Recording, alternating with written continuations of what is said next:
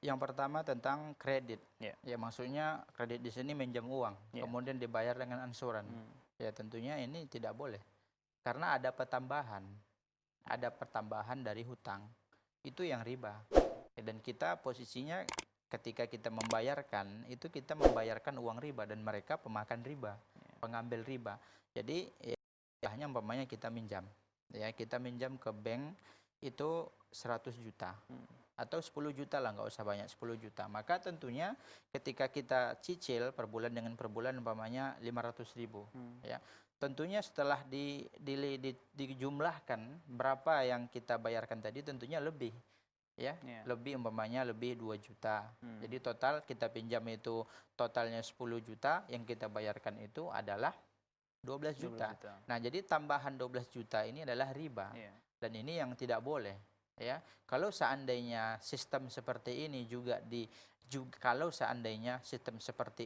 dipraktekkan oleh bank ya yang berlabel syariah, ini juga tetap riba walaupun namanya bank syariah. Jadi membedakan antara bank syariah dengan bank konvensional itu adalah lihat hakikat akad yang ada pada bank tersebut. Bukan labelnya saja. Bukan labelnya, bukan hanya nama. Kalau seandainya ada suatu bank yang mengaku syariah, akan tetapi setelah diteliti masih ada pelanggaran-pelanggaran, masih ada praktek ribawi, maka ya ini tidak bisa kita tetapkan sebagai bank syariah.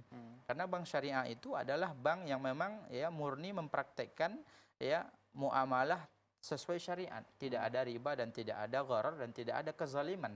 Nah, apabila ada, maka ini tidak bisa kita walaupun berlabel syariah. Jadi itu yang membedakan ya hakikatnya. Makanya sering dikatakan laisal ibratu bil asma.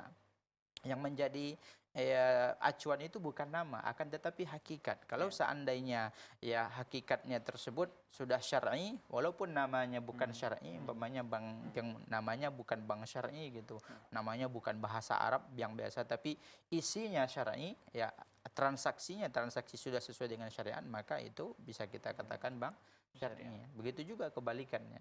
Jadi ya tetap saja meminjam duit tadi, kredit tadi ya kepada bank itu riba. Ya, dan itu sudah menjadi suatu yang disepakati oleh para ulama.